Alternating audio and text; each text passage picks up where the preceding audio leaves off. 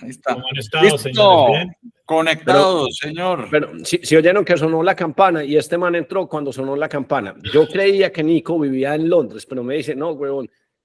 Y dije, puntual como un londinense. Me dice, no, de eso no tengo absolutamente nada, pues. ¿Dónde te agarramos, hombre, Nico? Ahorita en Colombia, pero sí, yo viví 30 años en Londres y lo único que me queda en inglés es la puntualidad. Ah, bueno, importante. Muy Ah, bueno. importante. ¿Y cómo la combate con todos estos colombianos? Que somos tan cumplidos. Con mucha paciencia. Oiga, usted sabe, Darío, pues vos no sabías pues el detrás de cámaras, pero pues Nico, pues, que no puedo hacer el podcast, nos canceló y yo lo había llamado así, me dijo, no, huevón, es que me cogió un cálculo renal, pues, casi que de estudio clínico y entonces pues tampoco me contestaba, porque duró como, ¿cuánto tiempo duraste metido en la clínica? O sea, pues yo conozco la gente que ha tenido cálculo renal. Y eso es ver un hombre de 30, 40, 50 años llorando, tirado en el piso. A mi hermano le ha pasado varias veces y yo sé que ese es el sufrimiento. Pero a este man le tuvieron que intervenir quirúrgicamente y sacarle ese bicho. Sí, yo soy bueno para sufrir y fue pucha, estuvo duro ese tema. Se me comprometió el riñón, entonces me tuvieron que operar y después eso le toca a uno con una andamio por dentro, un montón de vainas. Ay, fue pucha, ya me dolió. Entonces uno tose y se ríe y eso se desbarata. Uy, no jodas. No, hablando de sufrimiento, pues porque es que esto yo creo que puede ser de las historias más increíbles que hemos contado en este podcast. Absolutamente increíble. Él está hablando de sufrimiento. Entonces, aquí les presentamos a Nicolás Carvajal, al huevón que se le ocurrió montarse en un bote de remos y decir, no, marica, yo me voy remando desde el viejo continente hasta, no sé cuál era el destino, Bahamas. Este man se pasó, no sé si fueron 87, 85 días remando en la mitad del Atlántico, solito, sin ayuda, sin asistencia. A mí me parecen los cuentos más volados porque no solo por la hazaña física, sino porque lo que define y lo que le hace a uno, digamos que pensar y meditar sobre el carácter y sobre todas estas modernidades que tenemos de hoy en día. Es que no, es que, Darío, vos tenés tu hija y tu hija, huevón, no suelta el celular cuando estamos en vacaciones, pero ¿qué les está haciendo falta? ¿Por qué no se miran? En cambio, este man se ha echado más de 80 días solo, meditando, observando digamos que un panorama que uno decía, es todo igualito, pero si uno se pone a observar, entonces uno mira el fondo del océano, o digamos, mira el mar, y entonces uno sabe cuando ya hay fauna marina, uno mide la temperatura, las corrientes. Yo nunca he hecho nada tan extremo, pero yo que salgo a montar en bicicleta, en eurovelos y todo, una de las cosas que más me impresiona cuando uno está montando en bicicleta es que uno no se da cuenta que todos los paisajes huelen diferente. Entonces, este man tiene tantas cosas para contarnos y yo creo que lo que tengo que hacer es quedarme callado lo más rápido posible. Y eso sí, nosotros sí hicimos la tarea de estudiarte y yo me sé de algunas aventuras como la que habías contado, la de Shackleton, y también sabemos que tenés una personalidad que nos toca cogerte y pelarte como una cebolla. Entonces vos habías hecho un podcast con unos manes en Bogotá, muy bacano también. Pues nosotros somos un poquito más aparentemente desordenados, pero más confianzudos en el preguntar. Porque yo creo que si te ponemos en esa tónica, entonces ya sí nos puedes contar un poquito más profundo todas esas cosas que nos dan curiosidad. Yo, por ejemplo, le estaba recomendando al gordo, yo, gordo, marica, weón, usted, huevón, que está un poquito pasado de peso porque no hace lo mismo que este huevón. Este man, huevón, cuando salió de la... sale desde Pereira en barco, que eso es más berraco. Gordo, este man cuando salió de las Islas Canarias pesaba 100 kilos, huevón, y llegó a las Guyanas y pesaba 68 en 87 días. Pero si imagínense, si hubiera pesado 80, llega en 40, no, pues no llega. Pues le toca estar gordito para poder salir. Bueno, hay que estar bien repuestico, donde hay carne hay fiesta y pues me tocó ponerme harta de esa para poder salir, hermano. Bueno, Nico, entonces como este cuento es tan bacano, pues arranquemos como un poquito del origen de la historia. Obviamente, primero, ¿quién sos vos? ¿Qué has vivido? Porque viviste 30 años en Inglaterra. Creo que trabajabas como uso en estas petroleras o no sé qué cosa. O sea, vos tenés una... Impresionante.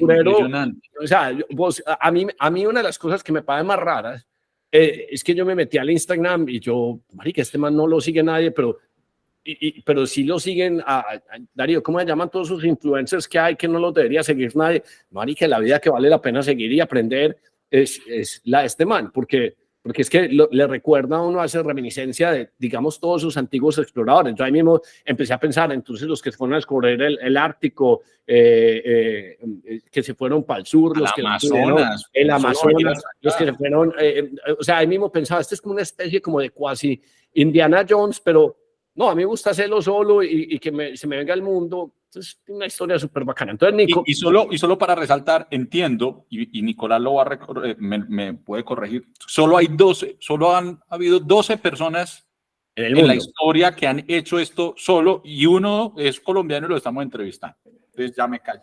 Bueno, pues sí. Documentados, porque no falta cualquier polinesio de mente que ya hubiera hecho no, eso, cualquier pues. vikingo por allá, pues un borracho que arrancó, quién sabe, pero bueno.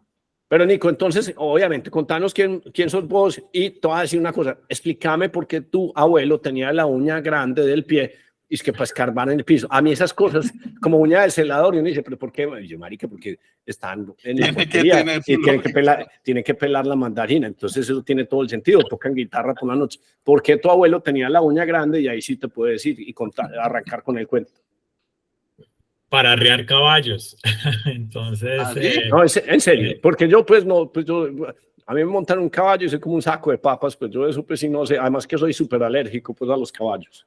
No, pues en los llanos, digamos, tradicionalmente se monta a caballos sin zapatos, uno mete el dedo gordo en las, pues digamos, para controlar el caballo en las escuelas, y mi abuelo pues montaba a caballo de tal manera, entonces yo burlando decía que él tenía la uña larga para poder arriar al caballo, pero es porque mi abuelo era pues una persona que le encantaba en ese entonces, ¿sabes? Era de aquí, era rolo, pero se desaparecía meses al llano, bajaba a la selva y pues en ese entonces ellos cazaban y hacían cosas que hoy en día la gente lo ve pues con muy mala mirada. Y yo crecí como muy cercano a él y alrededor de ese ambiente, entonces desde muy pequeño le cogí como el amor a todo lo que tiene que ver con la naturaleza y estar, digamos, bien metido en el campo. Tu abuelo tuvo un impacto profundo, porque yo escuché tu entrevista, tuvo un impacto profundo, don Eduardo, ¿no? Se llamaba... Sí. ¿Qué hacía don Eduardo? ¿Quién era don Eduardo? Pero Darío, hagamos algún parte como porque como lo de nosotros son conversaciones y la gente nos escribe es que interrumpimos, pero es que a mí lo que me parece chévere del podcast es que nos ponemos a conversar. Cuando él describe al abuelo, entonces yo ya me empiezo a imaginar, vos sabías, Nico, que dicen que las personas de 1800 o 1920 tenían más fuerza en los músculos que cualquier huevón de estos que se va hoy en día para un gimnasio y está rayado, porque es que era fuerza de verdad, o sea, ese man se le caía el caballo encima y lo echaba al hombro. Le metía el hombro, o sea, como cuando la gente, además que tenían una alimentación súper diferente. Entonces, yo me imagino la experiencia tuya, ver un man que era un man de verdad, pues, o sea, que era un hombre de verdad y que era fuerte y le podían picar 30 mosquitos y usted le toca la suela, pues, la planta del pie. Y eso parecía como si tuviera una bota grulla. Pues. Sí, tal cual. No, pues mi abuelo, como te digo, era rolo y trabajaba aquí en los bancos, pero siempre tuvo un vínculo muy grande con la naturaleza, igual que yo, y pues yo también soy de los que ando descalzo a toda parte, y en estos días se me burlaba mi novia porque yo hago un deporte que se llama kitesurf y vamos a las represas, donde eso es un terreno rocoso lleno de espinas y pues uno corre como si tuviera zapatos y tiene tanto callo en la planta del pie que no se corre. Pero sí, mi abuelo, digamos que fue el detonante de mi amor por la aventura y viéndolo él haciendo esos paseos, pues yo comencé a leer también sobre varias aventuras y aventureros que me parecían muy inspiradores, y siempre que pues, quería hacer algo así, retarme, estar en un ámbito solo, y a mi abuelo le dio cáncer y falleció. Entonces yo, digamos que el detonante de todos estos viajes era yo me fui a vivir a Inglaterra cuando tenía 7 años, crecí allá, estudié allá, fui a la universidad allá, tuve una empresa allá, y cuando yo tenía 20, 21 años, mi abuelo me llamaba y me decía, Nico, él era mi padrino. Sí. Entonces me decía, Nico, partner, a mí me decía, partner, vente para Colombia y hacemos un paseíto. Y yo siendo pues, joven, teniendo 20 años, en otro plan de viajar por Europa, ir a los discotecas más grandes, etcétera, pues yo le decía, partner, el otro año, este año me voy de mochileo. Y él me decía, Nico, ven a Colombia, vamos a bajar a Baupés, hacemos algo. Y yo le decía, no, partner, yo me voy a ir a Mykonos con unos amigos de la universidad. Que también es buen parche, pues. Vainas, que también es muy buen parche. Y resulta que le dio cáncer del cerebro y falleció a los 30 días después del diagnóstico. Entonces nunca tuvimos la oportunidad como de compartir. Y eso fue un remordimiento. Quedaste con una deuda ahí pesada. Entonces yo decidí que quería hacer un viaje, y un viaje donde iba a estar en un ambiente retador en homenaje a él. Entonces de ahí fue que surgió como la idea de hacer un tipo de expedición.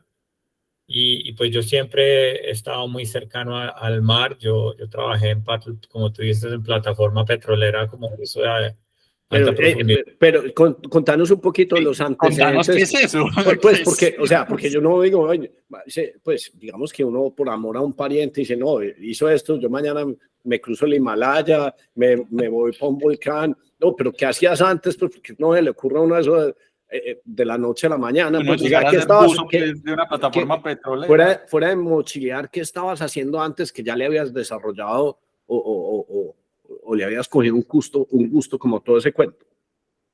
Yo comencé a bucear a los 14 años en unas vacaciones familiares y me enamoré del mar, y digamos que buceé o buceaba toda mi vida de manera recreativa. Cuando me gradué de la universidad monté una empresa de telecomunicaciones que a los 29 añitos, pues a los 27 años se lo vendí a Vodafone. Entonces yo con eso como que me dediqué, digamos que esa fue una etapa chévere, pero aburrida, ¿sabes? O sea, yo a los 27 años cuando vendí mi empresa pesaba 103 kilos, estaba prehipertenso, tenía 5 años sin pasar un día de vacaciones. Entonces al final yo dije como, voy a dedicarme a cualquier cosa menos ponerme una corbata. Entonces, como tenía el amor al mar, busqué qué podía hacer como buzo, y dije, bueno, puedo montar una escuela de buceo, puedo enseñar buceo recreativo. ¿Y seguías en Londres? Seguía en Londres y conocí a unos amigos del ejército que me dijeron, ellos eran ingenieros en el ejército y comenzaron a trabajar como buzos de plataforma, y me dijeron, oye, métete a esta vaina, que esta vaina es bien bacana.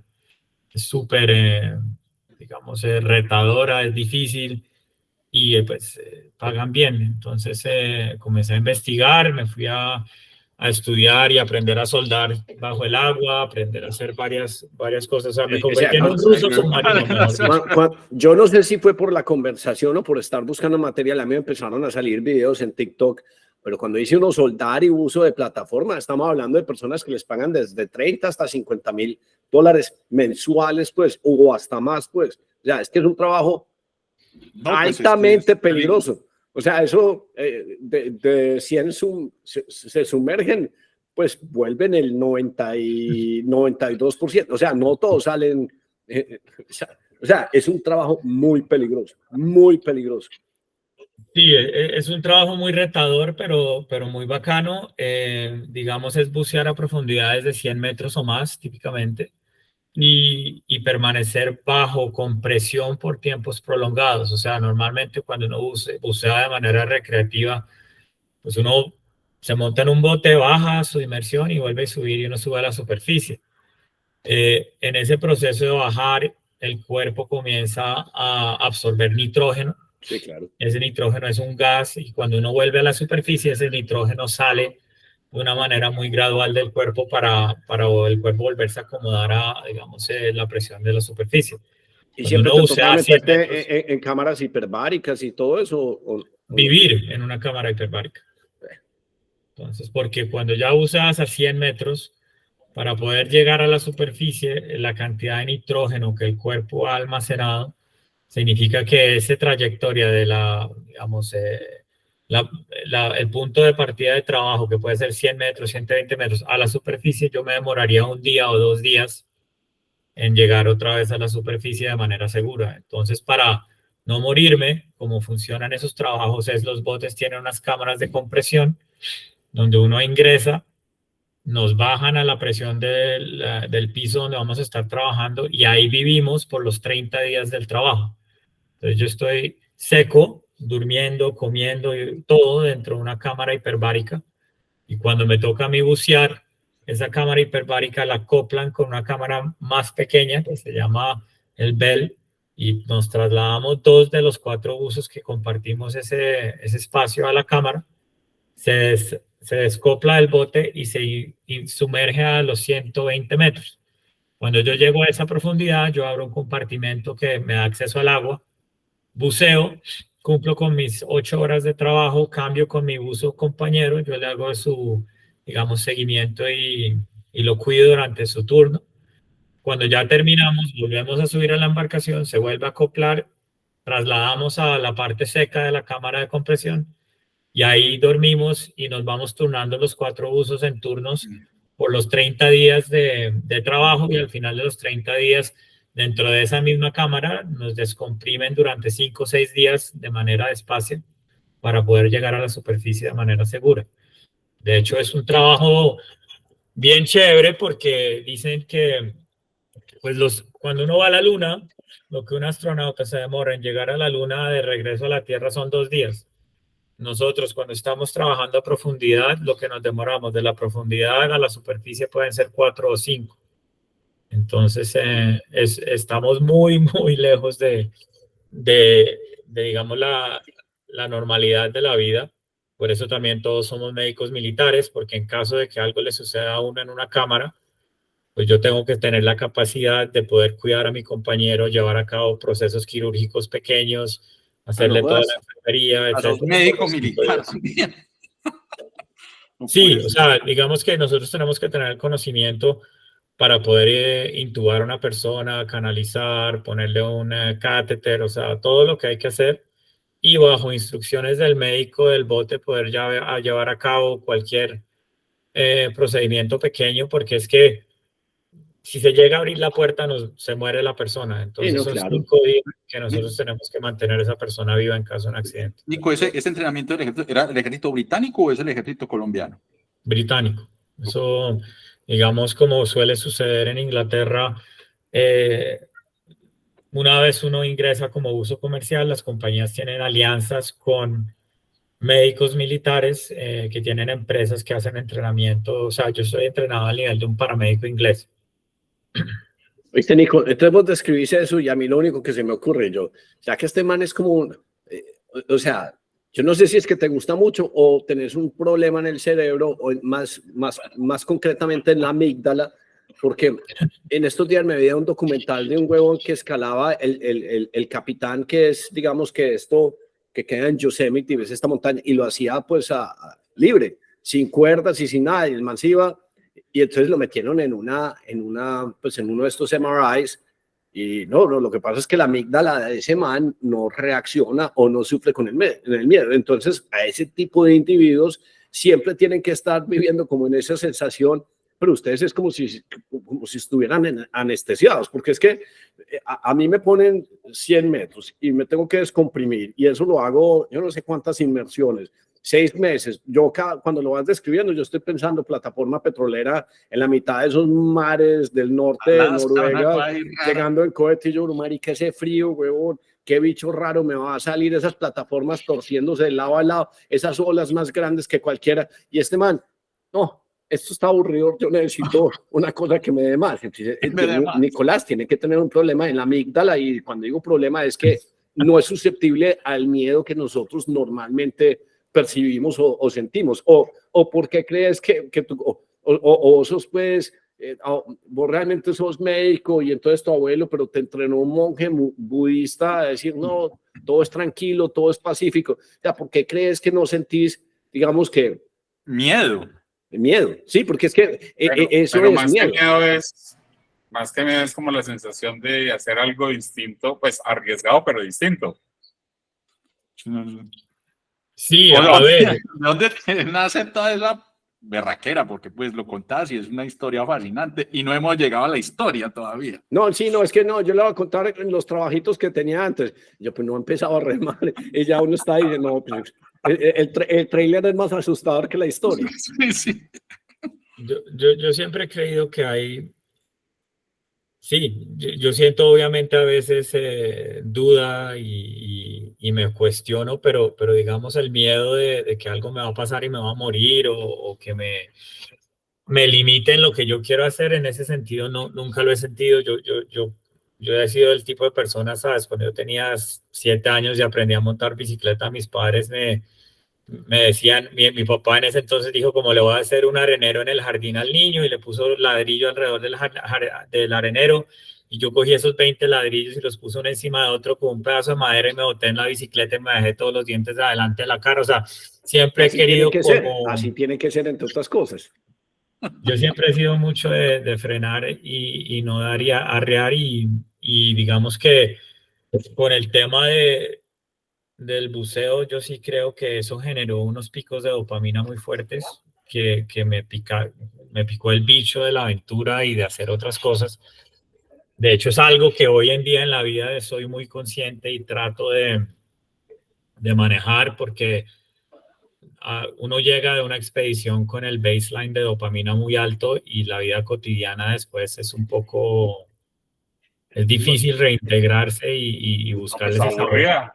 Nico, pues, vos Man, nunca tiene te que ser muy aburrida una oficina, tiene que ser la locura. Nico, vos nunca te viste una película que se llama The Dead Poet Society y que básicamente creo que era Robin Williams o Gene Wilder, ya no me acuerdo del actor, pero pues el lema era Carpe Diem, seize the day. Vos pues Yep. vivís a 100% puedes eso, no seize the day. O sea, uno, o sea, mejor dicho, si uno sale cualquier paseo con vos, uno le toca salir con pañales, pues porque si vos a toda hora sos en esas, pues es uno o cagado. O sea, no quiero pensar, Darío, cómo maneja este man carro, moto, pues... Motos las tengo muy prohibidas. Las tenés prohibidas, pucha. Las tengo ultra recontra prohibidas, sí, desafortunadamente. ¿Tenés pero... hijos?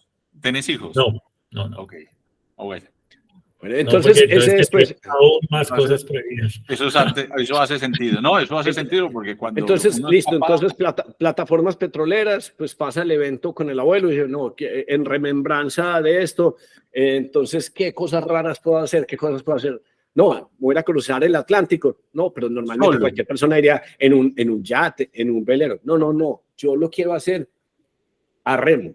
O sea, ¿cómo llegaste a la conclusión de que tu próxima aventura iba a ser cruzar el Atlántico a remo? Pues mi aventura, o sea, originalmente yo dije, bueno, yo quiero cruzar el Atlántico.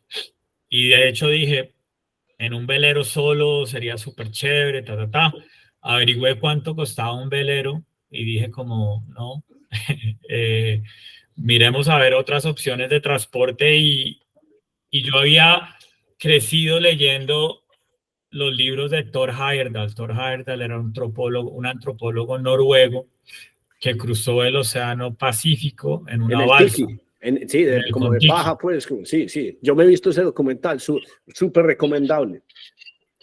Y él también cruzó el Océano Atlántico en una balsa de papiro en una expedición que se llamaba el Ram. Él fue una persona que, digamos, a través de sus estudios de antropología llevó a cabo unas expediciones súper interesantes y a mí me llamó mucho la atención el tema del Kon-Tiki. Pero después dije, chévere a vela, pero más chévere a remo. Entonces comencé a averiguar si alguien antes había cruzado un océano a remo. Google es una gran herramienta y resulta que sí había personas que lo habían hecho, entre ellas 2 que vivían en Londres o a los alrededores de Londres, cerca donde yo estaba. Entonces me puse en contacto con ellos. Uno fue la segunda persona en cruzar un océano a remo, que lo hizo en 1969. Él es un señor muy mayor, lo hizo con su primo, casi se mueren, o sea, ellos ellos sobrevivieron los últimos 30 días de su expedición con 150 mililitros de agua cada uno, remando 12 días Uno llegó ciego en un ojo, otro llegó casi, o sea, ese fue un viaje de grandes. Me puse a hablar con ellos y él como me apadrinó y me dijo, vea, si lo quieres hacer, yo te puedo ayudar, yo sé, te relato mis errores, te cuento las cosas que me fueron bien. Y de ahí como que surgió la historia y recibió esa atracción, ya con el conocimiento. Y esos manes, pues uno va y les pregunta y decime, pues, cómo se navega, contame en qué lo hiciste, pero ese es a lo estilo películas que uno va y visita al CERN, no sé qué, Royal Member of the Oceanographic, no sé qué cosa, o ya pues le estamos poniendo mucho rimbombante y no son nada parecidos, son más seres como común y corriente, pues. Son seres muy comunes y corrientes. De hecho, este amigo mío, Jeff, construyó la embarcación en el garaje con su primo. ¿Así? Él lo construyó en 1967. Él no tenía cabina, no tenía cubierta, no tenía nada, no tenía un asiento con rodachines como yo, sino un pedacito de madera. Y él remaba y el primo dormía entre las piernas de él. O sea, cuando él iba sentando, como esos botes de remo de parque, o sea, de parque de diversión así, tal cual. Cuando él remaba, el primo dormía abajo de las piernas con la comida, los peces muertos, todo ahí abajo, y cambiaban. Entonces él me contó un poco de su experiencia. Ellos tuvieron, pues, como fueron de los primeros, de hecho él lo quería hacer de primeras, él quería ser la primera persona en cruzar el océano a remo. En ese entonces no había internet, no había nada, y cuando llegaron al puerto para zarpar, el BBC, las noticias inglesas, sacaron una noticia diciendo que un americano había cruzado el océano. Entonces él ya quedó como con su sueño totalmente destruido, pero resulta y sucede que su primo, que era el que lo estaba acompañando para salir, era un soldado de las fuerzas especiales y le dijo a él, yo tengo un par de meses libre, salgamos los dos y nos convertimos en el primer par. No, ya que no vas a poder ser el primer solo, no, pues convirtámonos en el primer par.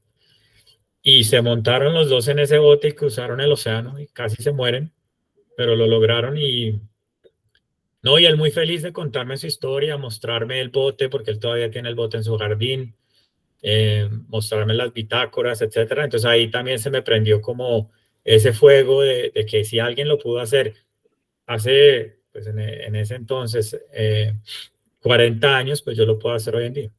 Entonces el bote se está volviendo pues como un elemento esencial pues de la historia. Vos me habías dicho que el bote tuyo es como una réplica, bueno, no me habías dicho, yo lo oí, es como una réplica moderna, como de unos botes que utilizan pues en el noroeste americano, pues Nueva York, Maryland, todas estas cosas como para ir a pescar, porque es muy bueno para hacerlo solo y cuando hay marea y grandes olas, parece una embarcación muy eficiente. Darío, ¿por qué no mostras un poquito para que nos concentremos y hablemos como del bote como tal?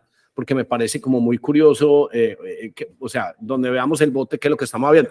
Estamos hablando de un bote solo a remo, donde el único operario es Nicolás. Entonces, eso está hecho en fibra de vidrio y es como una réplica con mejor tecnología, pero sin ningún tipo de motor, excepto los remos, pues, humanos, que donde vos esta vaina la compraste, la hiciste. Contanos un poquito de la historia y el nombre del bote pues, que está asociado a, como vos le decías, chiquito, a tu abuelo. Ese bote lo construí yo. Esos botes, pues en ese entonces habían muy pocos en existencia y la gente que los tenía era un poco celoso con el tema de prestarlos o venderlos porque uno termina muy como conectado con la embarcación. Entonces yo cogí un bote que estaba totalmente destruido y averiado y con huecos, no tenía cabinas, etcétera, y a través de un contacto en una astillería, mejor dicho, yo no sabía nada de construir embarcaciones, yo no sabía nada de arquitectura marítima. Cogí la carcasa y fue a una astillería en Inglaterra y le dije al dueño que si él me podía construir el bote, si él me podía reconstruir el bote, y él me dijo que no, porque pues que sí, pero que me cobraba 50,000 libras esterlinas. Entonces yo le dije a él, pues yo no tengo ni un centavo, porque no más bien me patrocina. Entonces él me dijo que no.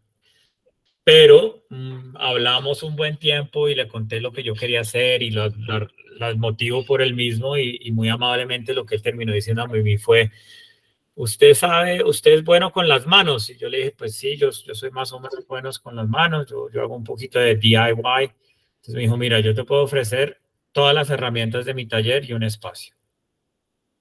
Si usted es bueno con las manos, pues yo le doy el espacio y usted construye el bote. Usted haga esa tarea.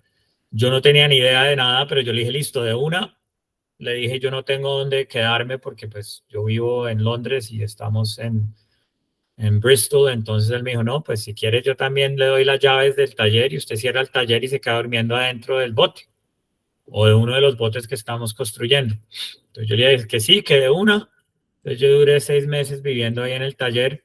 Al principio no hice nada, sino hacerle el tinto, prepararle el té a los trabajadores del taller, barrer el taller, como volverme haciendo amigos con ellos, contándoles lo que estaba haciendo. Cuando ya me hice amigo de ellos, comencé a tratar de construir el bote y obviamente pues no lo hice de una manera muy buena porque no tenía ni la más mínima idea. Entonces ahí mis nuevos amigos no resistieron como la tentación de decir, oye Nico, eso está totalmente mal hecho, ven, yo te ayudo.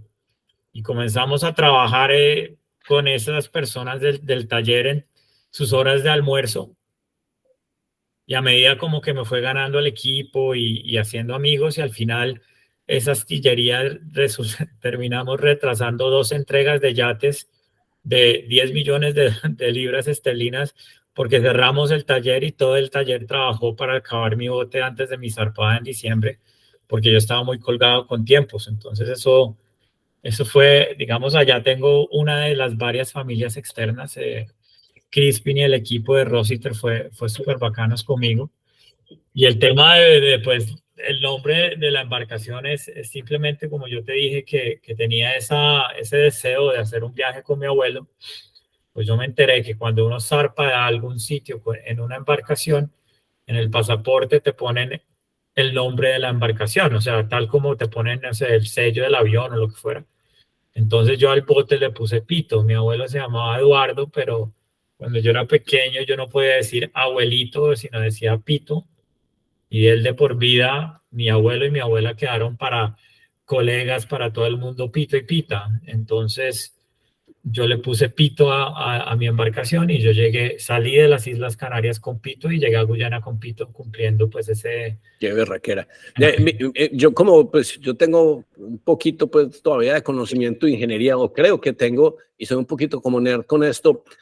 O sea, toda, digamos que la estructura es, o sea, el recubrimiento es todo fibra de vidrio, pero la estructura, el esqueleto que tiene aluminio, es madera. Darío, ¿por qué no mostras la otra foto donde ya se ve el apito en alta mar? Porque es muy bacano ver como la proporción del bote. Es que esto es una... Perdón, esa foto era cuando llegaste, cuando saliste, que la foto anterior. Esa foto fue cuando llegué ya al otro lado. Allá estabas aterrizado. Miremos, sí, Darío, las fotos del bote que yo te pasé, varias que tenía Nico, si no la mostrar. Mira esta que tan bacana, es que, o sea, es que el mar Atlántico son de Europa digamos, a Colombia son que 4.500, 5.500, 6.500 kilómetros. Son 5.000 kilómetros. Yo terminé remando casi 1.000 kilómetros más porque pues me desvié de la ruta. Sí, te desviaron las corrientes. Ahorita hablamos de eso, pero mira, este man ahí pues en la mitad de absolutamente nada, en una cosa que dijo, ¿dónde esta vaina le empieza a entrar? Porque le empezó a entrar agua y todo, yo, por chambón, por hacerlo mal y por no saber, por no haber leído más o visto más videos en YouTube de cómo hay que reforzar la fibra de vidrio, cómo debe balancear uno. O sea, uno llegar y lanzarse, o sea, la parte del miedo sí, pero uno ser tan osado de decir, no, yo construyo esta huevonada y me voy. Que una cosa es hacerlo cuando yo me acuerdo haciendo arreglos chambones en un jeep que yo tenía, pero pues siempre había un pueblito al lado, pero es que aquí no hay nadie, absolutamente nadie.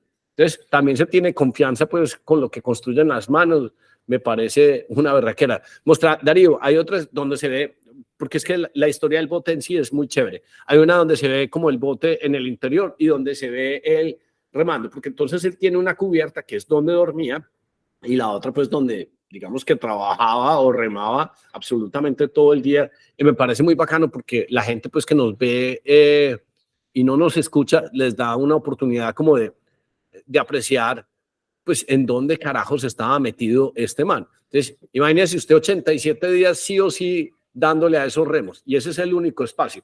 Esa silla que hay abajo es la que decís que tiene rodamientos, como para poder uno ser más eficiente en la remada, ¿cierto? Sí, sí, señor. Esa silla, digamos, el método de remo es lo que se llama yola. Entonces, yo siempre le doy la espalda a la dirección de viaje y utilizo las piernas como el método de propulsión. Evito usar la espalda y los brazos la mayor cantidad posible. Entonces, es hacer sentadillas continuas y simplemente cuando uno ya tiene el momentum de que el remo se va a cerrar, uno hace una pequeña flexión de los brazos, pero todo el movimiento y la potencia para mover la embarcación viene de las piernas, porque cuando estaba totalmente cargada, pues la embarcación pesaba 1 tonelada y media casi. Entonces, Pues, para poder mover ese volumen en agua. Pero no sabía que pesaba todo eso. Sí, es un peso impresionante. ¿Te preparaste físicamente previamente, Nico? O sea, estás diciendo la técnica, pero ¿hiciste por algún tiempo algo? Sí, yo pues inicié en un curso de fisioculturismo y entrenamiento.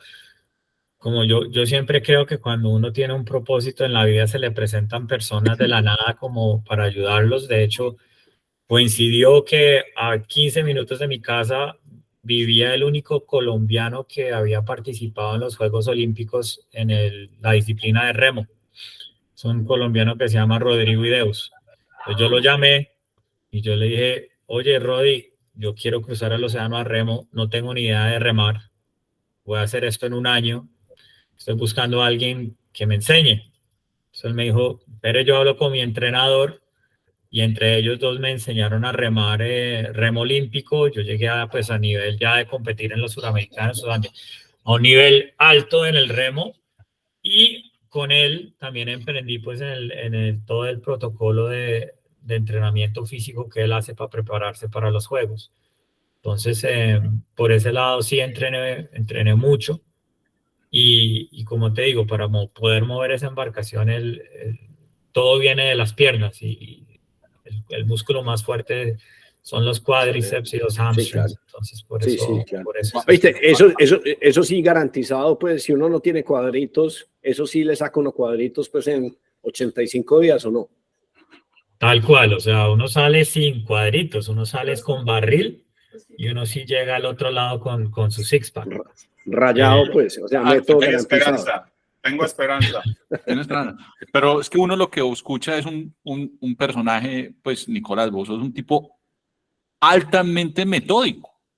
Sí. O sea, altamente, o sea, porque te estuviste preparando un año, pero entonces la Hace fisiculturismo, construye el bote. De una, o sea, de un proceso y de una cosa y de absolutamente, o sea, cuando decís, estoy seguro que cuando decís que estaba pesando 120 kilos, calculaste que tenías que de ese peso para resistir y ibas a llegar con tanto peso, o sea, estoy seguro que lo tenías calculado.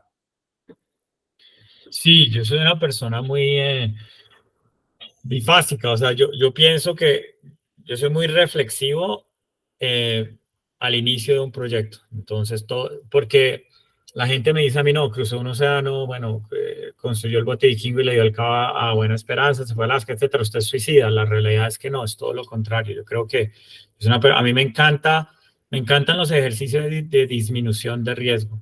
Entonces, a mí me gusta coger una hazaña o un proyecto que a primera vista parece infactible, analizarlo,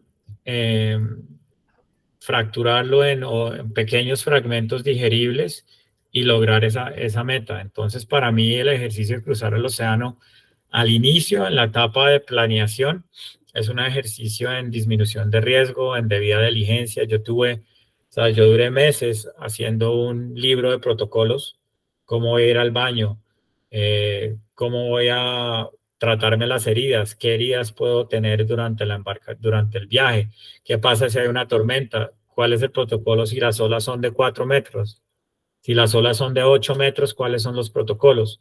Y Y una vez tengo ya todo ese manual, ya iniciado el proyecto, me despreocupo por tener que pensar y todo lo que de ahí para adelante hay es acción. Darío, Entonces, yo creo... no, perdón, sigue. No, entonces lo que yo voy a decir, porque creo que es muy importante que cuando uno ya emprende, no puede pensar uno mucho, porque si no el miedo es algo que se lo come a uno. Entonces hay que gastarle el tiempo a pensar, idear el plan al inicio. Y ya iniciado es simplemente seguirlo. Y si la debida diligencia está bien hecha, pues nunca es problemático porque uno le tiene 6 o 7 soluciones a cada problema ya prehechas, ¿no? Nico, yo te voy a hacer una invitación acá porque mencionaste la palabra miedo y nosotros en estos días vamos a hacer un evento que se llama Starco y es como el evento de startups más grande de Latinoamérica y el tema central pues, del evento de las startups es como el emprendedor tiene que enfrentar sus miedos. A mí me parece que vos pues sos PhD, Master, o sea, tenés todos los títulos. De una vez, luego me decís, pero estás muy invitado a que seas tema central, te pagan tiquetes desde cualquier parte del mundo para que contés cómo se enfrenta el miedo en muchos aspectos. 13 y 14, perdón, Darío, es 14 y 15 de marzo, pues en Bogotá. Si es que querés ir, muy invitado, porque me parece que serías la sensación, ¿no? Yo vuelvo y digo, el PhD del maestro, pues, de cómo enfrentar los miedos. Cerrando el tema de la embarcación, yo quería, Darío, que me mostraras la última foto, que es la parte interna del barco, porque es que a mí todo eso me da mucha curiosidad. Yo por ejemplo, me gasto mucho tiempo pensando en, pues, cómo es el barco por dentro, dónde duerme uno, dónde guarda uno los corotos, dónde guarda uno todas las cosas, y hay uno donde es como la proa, donde está como todo, pues donde tiene todo guardado y él simplemente tiene un espacito al aire libre. ¿Lo tenés? No lo tengo, estoy aquí buscándolo, no sé si estará dentro de... o si no, o sea, está, yo te lo pasé a tu chat, o si no está está en, yo te lo vuelvo a pasar. No, si está, sigue ahí, sí, está, no, está en las, sí, te lo pasé a tu chat, en la segunda, en el chat personal, pues, que tenemos nosotros. La primera él es en la embarcación y luego lo ves interno y luego la foto de, porque es súper para dimensionarlas. Mostramos eso y ya sí saltamos el tema, pues, de zarpar, porque si no nos quedamos en toda la antesala de las historias y no hemos salido de tierra. No hemos salido de Islas Canarias. Yo quería preguntarle a Nico, o sea, te demoraste un año preparándote físicamente. ¿Y el bote cuánto lo demoraste haciendo? 6 meses. El bote fueron 6 meses. 6 meses. Mira, y al mismo tiempo hacías todo, o sea, te preparabas físicamente. ¿Cómo era como el día a día de ese año? El día a día de ese año fueron 6 meses donde yo preparé el bote y llevaba a cabo un plan de pesas y entrenamiento, porque cuando estaba preparando el bote no tenía acceso al río para remar. Ya una vez tenía el bote preparado, entonces fueron los últimos 6 meses donde entrenaba pesas en las noches, remaba a las 5 de la mañana con Rodrigo y los fines de semana viajaba a la costa y terminaba las cosas que asfaltaba al bote, que al final resultaron ser un montón porque pues la instalación eléctrica, las pruebas marítimas, eso al final fue... Darío, devuélvete las imágenes para que la veamos. Que es que me están dando muchas órdenes por el back y no alcanzo a operar. O sea, yo en el podcast le hago caso omiso a todo el que me escribe. Un momento. Porque es que es muy bacano como se ve por dentro ese espaciecito donde uno vive. Es que, ¿cuál es la superficie de eso? 3 metros cuadrados, o sea, ¿cuánto alcanza a tener eso? 4 metros cuadrados, o sea, uno vive 8 o pues menos 4 o 3 metros cuadrados, uno vivir todo ese tiempo ahí. Ese es el espacio donde dormía y entonces ahí tenía, ese era el guardadero de todos los chécheres, ¿cierto? Sí, tal cual. La embarcación tenía una eslora de 7 metros, o sea, un largo de 7 metros. La cabina tenía un largo, yo mido 1,82, la cabina medía 1,88 de donde está la almohada hasta la puerta. Y la embarcación tenía una manga en el punto más amplio de 1,70 m, y aquí donde la ves tiene 1,40 m en la parte más ancha, que es donde está la puerta, y abajo por ahí unos 60, 70 centímetros. No, pues brutal. Interesante cómo se conectan las cosas. Es que pues uno lo mira y dice, imagínate que uno cómo se va a quedar tanto tiempo ahí, pero es que Nico ya nos contó que cuando era buzo le tocaba quedarse en la cama medio en una cámara hiperbárica del tamaño de una cama medio parecida. Este man lo han entrenado toda la vida para esto. Nico, ¿qué son estas fotos que se alcanzan a ver acá? ¿Qué tenías aquí? Un poquito, sí, describinos qué estamos viendo. ¿Qué tenías arriba? Cuando yo crucé, yo hablé con una fundación de cáncer porque yo quería hacerlo para recaudar fondos para ellos. Entonces yo hablé con ellos y la idea era que la gente que quería apoyarme, en vez de mandarme dinero, hacían una donación a la fundación en mi nombre. Y esa fundación lo que hizo fue, mandó como comunicados diciendo, bueno, Nicolás Carvajal va a cruzar el océano con ánimo de recaudar fondos para nosotros. Y muchísima gente me comenzó a escribir cartas y a mandarme cosas. Entre ellas gente me decía, sabes, no, mi hermano padeció de cáncer, pero él estaba en la Armada y a mí me encantaría que él cruzara contigo en el bote, entonces aquí está su foto. Aquí está, entonces, aquí se ve una, aquí se ve ahí hay fotos de personas que pues ya no estaban o personas que estaban pasando por la enfermedad que querían apoyarme. Y fotos de mi familia, mi mamá es la que está, digamos, esa es mi mamá, de amigos, de personas que me ayudaron en el camino, porque había momentos en los cuales si uno no tiene esa motivación, ¿sabes? Había días que yo decía como, bueno, hay que sacar aquí la mano, pero me acostaba y miraba para arriba y decía, esta gente me está siguiendo y tiene pues sus esperanzas sobre mis hombros, pues. Darío, ¿sabes qué me impresiona? Que es muy ordenado, pues, o sea, todo se puede, pues uno puede distinguir. Pero todo está amarrado. Entonces, eso amarrado. fue antes de arrancar, hombre. No. Entonces, ahí tenés, eso es que el desalinizador o bomba de achique, tenés GPS, tenés radio, no, tenés un montón de cosas. Pero recordemos que eso fue en el año 2012. O sea, yo creo que pues, el tema de comunicaciones todavía era penazo, ¿no? O sea, no, eso no ha cambiado. Sí, No, ¿tecnología qué tenías? ¿Qué cosas de tecnología raras tenías? No, tenía, pues como dice Hernán, un dispositivo para marcar mi posición en un mapa. Yo puse un sitio web donde cada 6 horas aparecía un puntico con mi posición para que la gente precisamente pudiera saber dónde estaba yo y me podía seguir. Como en WhatsApp, cuando uno le pone sígame el paso gordo. Uno pone lo que está detrás de esas tablas azules es toda la tubería para el desalinizador. Y tenía el entablado para el reflector de radar. Yo tenía un pequeño dispositivo que era como para protegerme de que un buque no me fuera a partir en dos, entonces un reflector de radar. Pero nunca había pensado que ese es uno de los sustos que le puede dar a uno, que vengan y lo partan a uno roncando y que pase una cosa y ¡pum!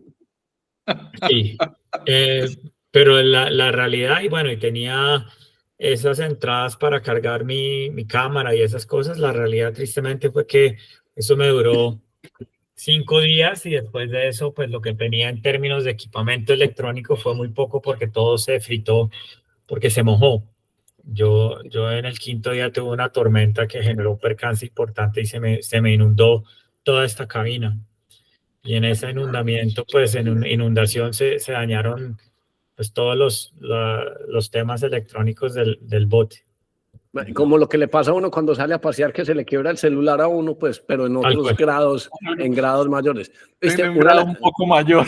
Una de las cosas porque es que esta es la parte nerd que me gusta a mí, una de las cosas que más me impresionaba era, Nico, era la cantidad de agua que podías producir por hora con el desalinizador.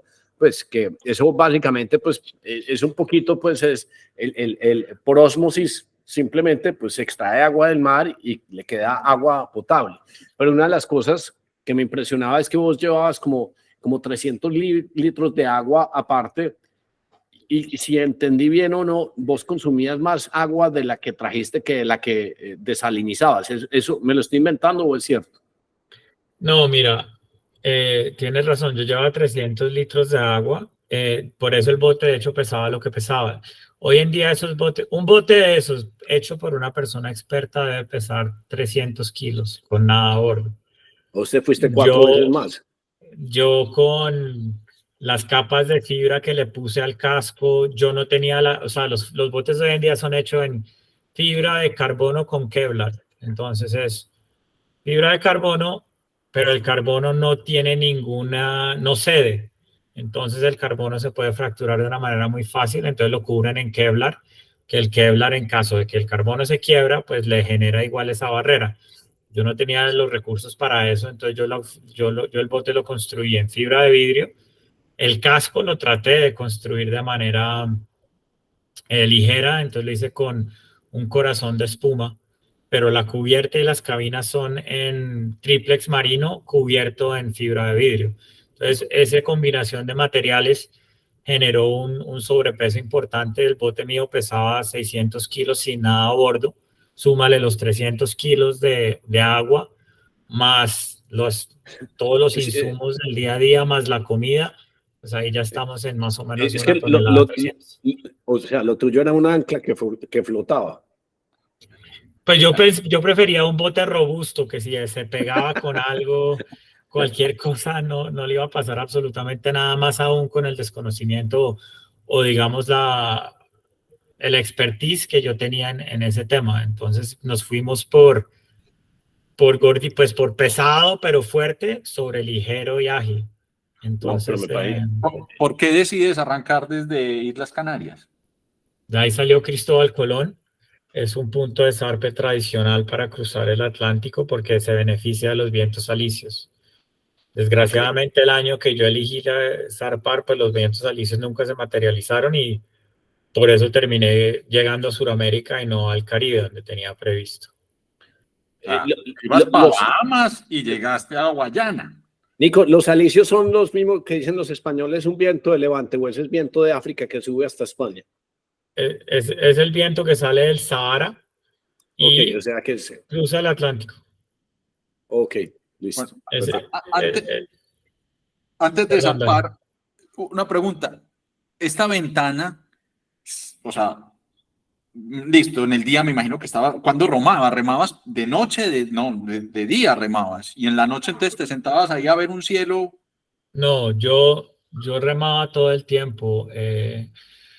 O sea, básicamente, como el bote la propulsión es a remo, no tiene ni vela ni motor. Cuando yo no estoy remando, estoy a la deriva. Entonces, los vientos y las corrientes, cuando no están a favor, pues me retroceden o me cambian el rumbo. De hecho, hubo días donde pues yo tuve kilometrajes negativos, pero lo que a mí me tocaba hacer es, yo me puse a estudiar previo a zarpar y el protocolo que utilizaban los pilotos de guerra de los Estados Unidos cuando en la primera guerra de Irak iban a bombardear Irak desde bases clasificadas en Estados Unidos era que iban 2 pilotos, uno dormía mientras el otro piloteaba 2 horas y se intercambiaban todo el camino, bombardeaban en Irak y se devolvían igual, 2 horas, 2 horas, 2 horas.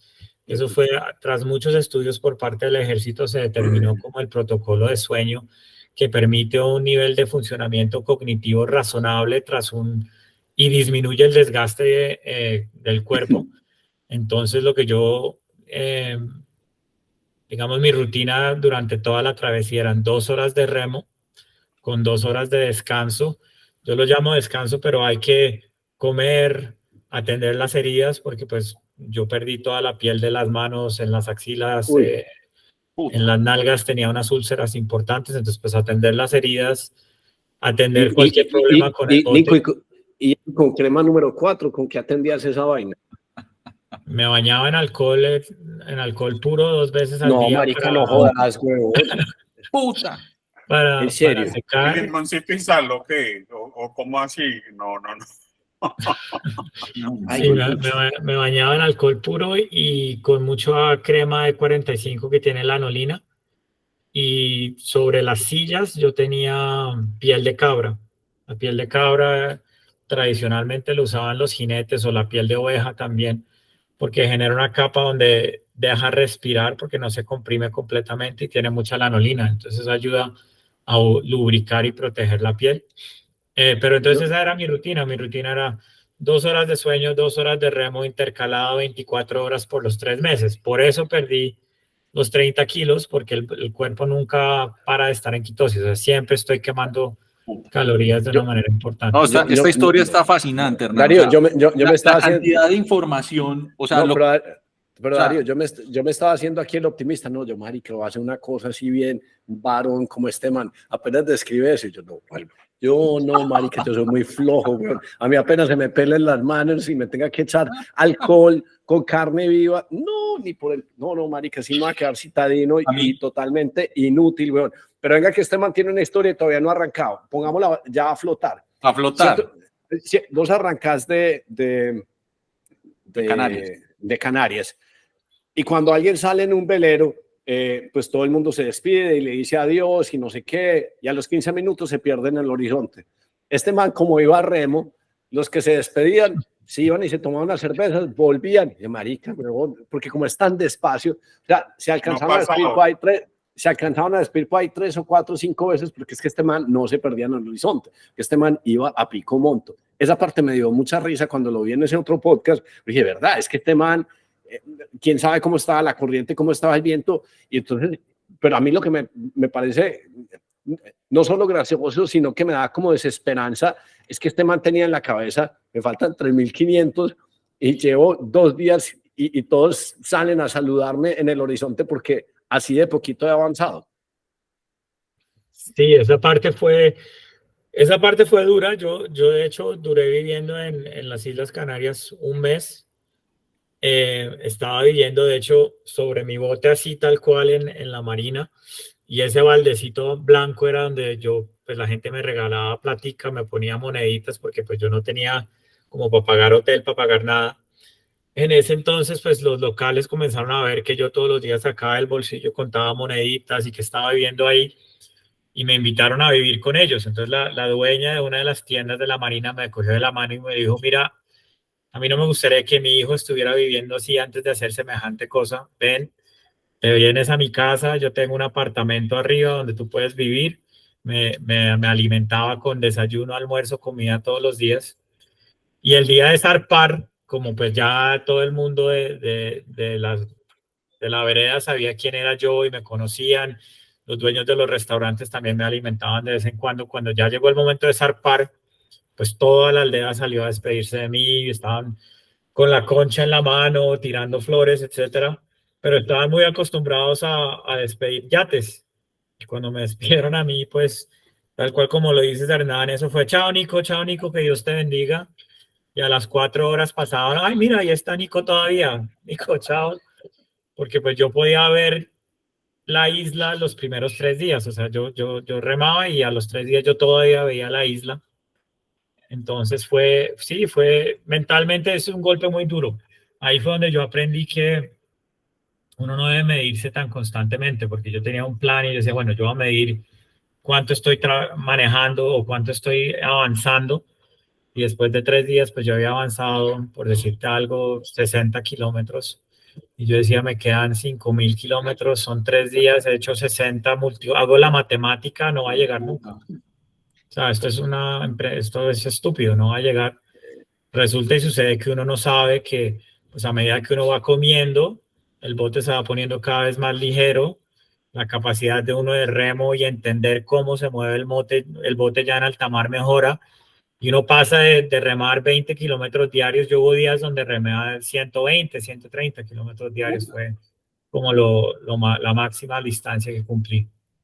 Pero 120, pero porque cogiste alguna corriente o... Sí, claro, Correcto. Claro. Oíste, Nico, a vos también te pasó...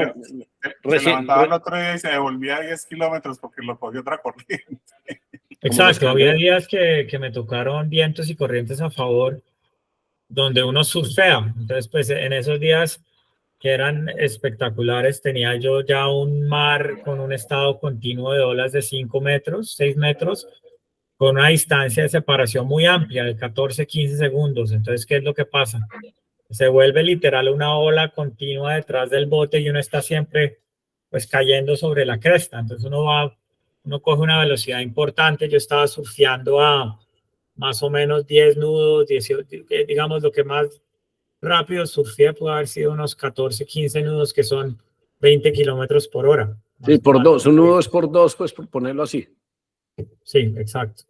Mira, Darío, acabaron de sonar las campanas y todavía apenas estamos saliendo, porque es que la historia tiene, usted la puede partir en cualquier fracción y en cualquier fracción, pues el solo hecho que remando hubiera pasado un montón de días y no, pues un montón de días, no 3, y no hubiera avanzado nada a nivel anímico y una cosa pues que es también de observación que decía Nicolás, es que uno no, que es una, digamos que uno de los problemas de la vida moderna, es que nos dedicamos a observar y a medir mucha bobada que no es necesaria. Nos pasa cuando uno está metido en redes sociales y la gente es como electrizada, contestando al que no tiene que contestarle, y uno debería ser un poquito más zen y hacer caso omiso a un montón de señales. O sea, es que somos unos secuestrados de la dopamina. Y a mí ese ejercicio de uno liberarse de tanta dopamina irrelevante, pues en mensajes, para uno llegarse a contemplar y observar, me parece un ejercicio magnífico. Al cuarto o quinto día, que todavía estaba cercano a otras embarcaciones de tierra, creo que te tocó una tormenta y creo que se hundieron 3 embarcaciones, 2 o 3. Uno en la chalupita y que le digan que se hundió un barco y que se hundió un velero. Y se accidentó. Hubo un accidente importante para Nico, ¿no? No, pero antes de eso hubo otras embarcaciones pues que se hundieron, no la del accidente de él. Sí, en el quinto día me tocó una tormenta varios días. Después yo desconocía de la situación, pero en esa tormenta se hundieron 2 veleros y tuvieron que rescatar a una persona. A otro remador que también pues desconocía que había emprendido en un viaje parecido. Y pues resulta y sucede que en la búsqueda por ese remador, yo me crucé con un buque, y cuando yo vi al buque, yo le escribí, pues le mandé una señal de radio y le dije al buque como, bueno, mi posición es tal, yo soy un remador oceánico, y apagué el radio de pila pensando, normalmente cuando yo veía una embarcación, yo los contactaba por radio, decía, buque, soy Nicolás Carvajal, posición X, y eso les dejaba a ellos entender que tenían que mantener un rango de 1,5 kilómetros a mi alrededor para evitar una colisión. Yo no sabía y desconocía, pues cuando yo sobreviví la tormenta, en esa tormenta fue cuando se me inundó la cabina, casi me ahogo, el bote quedó sumergido, me tocó salir y nadar al lado del bote mientras lo achiqué suficiente para poder sacar el bote del agua, sacar el francobordo del agua, porque pues el francobordo estaba totalmente bajo el agua. El francobordo, o sea, ¿cómo lo hizo? Me parece, yo no hubiera sido capaz de hacer eso solo. O sea, seguí contando, porque luego nos contás cómo utilizaste el paracaídas para volver a voltear el bote. Cuando yo estuve, bueno, en esa primera tormenta, ¿qué es lo que pasa? Cuando uno está en una tormenta, uno tiene que evitar a toda cuesta que el bote quede paralelo a la cara de la ola, porque si tú quedas paralelo a la ola, pues cuando tú subes la cresta, el bote comienza a girar y a voltearse en la ola, es muy peligroso. Entonces lo que uno tiene que hacer es siempre tener la proa del bote dándole directamente perpendicular a las olas. Entonces, para poder lograr esa posición en el mar, uno tiene un paracaídas con una soga, tiras el paracaídas al agua, el paracaídas se hunde en el agua, se infla y genera una resistencia porque el bote, como tiene francobordo, cuando el viento pasa, el bote se va con el viento, y si el viento va a 60 kilómetros por hora, pues el bote se va a mover más o menos a 20, pero ya con un paracaídas debajo del agua, anclado a las corrientes que no se ven afectadas por el viento, eso genera una resistencia y es como un freno, o sea, te ancla en el agua. ¿Qué es lo que pasa? Cuando uno está anclado ahí, las olas, como ya vienen de frente, la ola te pasa por encima, cuando se quiebra, le cae encima al bote, tú te vuelves como un submarino, pasas por la ola, vuelves a salir al aire, vuelves a coger, digamos, la soga y el paracaídas se unen en ese cuando sumerges en la ola, vuelves a coger distancia, te vuelve a frenar el paracaídas y otra vez la ola quiebra encima tuyo. En ese vaivén se me quebró la fibra de vidrio alrededor de la puerta, porque esa puerta tenía un grosor de 5 milímetros y pues el golpe en seco fue muy duro y lo quebró. Entonces cada vez que una ola le pegaba a la puerta, me ingresaba agua a la cabina. Yo tenía dentro de mi plan de contingencia una bomba de achique, pero jamás se me había entrado en la cabeza que me iba a ingresar agua a la cabina. Yo tenía la bomba de achique afuera en la cubierta para achicar simplemente, pues, en las mañanas o cualquier cosa. Y pues yo no podía salir porque las condiciones estaban muy bruscas. Entonces, a medida de que la noche comenzó a progresar, el agua pasó de aquí, aquí, aquí. Yo terminé ya con agua en los hombros y gran parte del francobordo de la embarcación bajo el agua. Entonces, ahí yo dije, me voy a ahogar. Tuve un momento de donde en lenguaje mucho menos diplomático le dije al mundo, a Dios, al cielo, a mí mismo, que soy un pendejo, que por qué diablos emprendí en semejante cosa y me voy a morir por nada. Pero, no sé, algo, oí a mi abuelo, de hecho, y mi abuelo me dijo, como piensa, todo en la vida tiene solución, calma. Entonces, yo llevaba la comida, yo empacaba la comida en unas bolsas industriales de plástico grandísimas para mantenerla seca, y tenía varios días de comida dentro de la cabina para no tener que estar escarbando bajo cubierta. Se me ocurrió que yo podía desempacar esas bolsas y utilizarlas como una forma de barrera impermeable, poniéndolo afuera sobre la cabina y pegándolo a la pared de la cabina. Entonces ya cuando la ola le pega, pues si ahí hay una barrera de plástico, el plástico se comprime contra el hueco y no ingresa agua. Pero me tocó tomar entonces la decisión, y la decisión fue pues ya abrir la puerta y dejar que la cabina se inundara por completo, cerrar la puerta, sellarla con el plástico y achicar. Pero entonces eso implicaba achiqué como por 1 hora, pero pues nadando al lado de la embarcación, con la embarcación ya sumergida bajo el agua, mientras progresivamente fui otra vez generando una burbuja de aire dentro de mi cabina a medida que le fui sacando el agua, y volvió a subir el francobordo y me pude volver a subir a la cabina. Entonces, cuando ya logré eso, pues yo tomé la decisión y yo dije, o me ahogo o toco tierra. Pero yo ya no desisto. Yo duré, en ese momento que el agua iba subiendo a la cabina, pues yo tenía un dispositivo que era como la única... Como esos beacon de esos trackers, sí. Un EPIRB, exacto, un tracker. Pues yo tenía el tracker acá y yo decía, ¿será que lo espicho? ¿Será que no lo espicho? Bueno, igual si lo espicho y se hunde la embarcación, pues no me voy a ahogar, entonces tengo que hacer algo. Pues al final sí dije como, qué pena contigo, EPIRB, pero no te voy a espichar nunca. O sea, o me ahogo o toco tierra. Después de esa tormenta, ellos estaban buscando al remador. Me comuniqué con el buque y cuando me identifiqué como un remador pensaron que yo era el que estaba pidiendo auxilio. Entonces el buque dio media vuelta y se vino por mí. Cuando yo lo veo y yo tengo un buque pues ya con un francobordo de 4 pisos de altura a 50 metros míos directamente rumbo hacia mí, pues me puse loco y me puse por el radio a llamar a decir, me van a matar, o sea, ¿ustedes qué están haciendo? Y pasa el capitán y me dice, no, es que venimos a rescatarte. Y yo digo, pero es que yo no necesito rescate. No, es que pues usted es el remador que está pidiendo auxilio y lo vamos a rescatar. Yo no he pedido auxilio, yo no sé cuál es ese remador. Déjenme tranquilo. A mí me dijeron, tristemente no podemos porque... Se enloqueció usted, venga a ver. La ley marítima dice que cuando yo inicio una maniobra de rescate, yo soy responsable por su bienestar hasta que yo ya toque tierra con usted. Entonces, pues, paila, nos toca recogerlo. Entonces yo dije, no, eso no va a pasar por nada del planeta Tierra. Pues ahí tuvimos un discurso importante porque él me decía, te le volaste ¿sabe cuánto vale desviar un buque? ¿Sabe cuánta gasolina se quema desviando un buque? ¿Sabe cuánto sobrecosto se le genera en retrasos y demoras a las personas que están esperando nuestra carga, etcétera?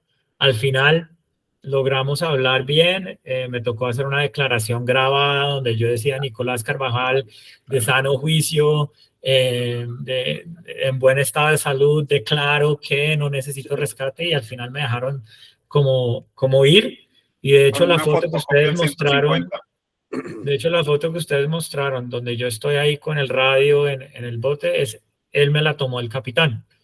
Y yo le dije al capitán, oiga, usted cuando llegue a tierra, hágame el favor y mándele esa foto a mi mamá. Y él me dijo, ¿qué tierra? Nosotros acá tenemos internet, ya mismo se la mando, ¿cómo es el correo de su mamá? Entonces esa fue la única foto que mi mamá recibió mía mientras yo estuve en alta mar. Y eso fue al 5.º día. O sea, eso fue su experiencia. Después de casi la que creen que tormenta fue el se 5.º día, pero esa tormenta duró 6 días. Ese fue el 11º día de yo estar en alta mar. Ok, y tú duraste, me dices más o menos 1 hora en el mar. ¿El mar en qué temperatura estaba? No, ¿O tú tenías un mensaje especial? Yo ya estoy cansado, weón, y vamos apenas en 11 días. Sí. Ya estoy mamado, weón. No es muy frío, pues digamos que yo no soy friolento. Por ahí yo le pondría 18 grados, 20 grados por mucho. Bueno, pero 18, pues no era pues una cosa extrema pues para sufrir hipotermias y cosas de ese término. Yo creo mucho en el instinto de supervivencia y en esos momentos uno no siente dolor, no siente frío, no siente miedo, no siente nada. Una cosa que Hernán me preguntó es el tema del miedo. Yo en este tipo de ámbitos no siento miedo porque que no tiene amígdala del miedo. Amo la vida, no, porque si uno siente miedo, uno le genera parálisis y si uno se paraliza, uno se muere. Entonces, en los momentos duros de la vida, ¿qué es lo que ha pasado conmigo? Digamos, en ese momento que yo estoy nadando, yo lo que estoy pensando es bombea, yo tengo que sacar el bote del agua. Cuando ya el bote está fuera del agua, me subo al bote, pues ya no tengo miedo, tengo esa euforia de que viví. Entonces, el miedo, digamos, no entra en esa ecuación, porque si el miedo llega a ganarme el control, me ahogo porque me preocupo es por el miedo y no actúo.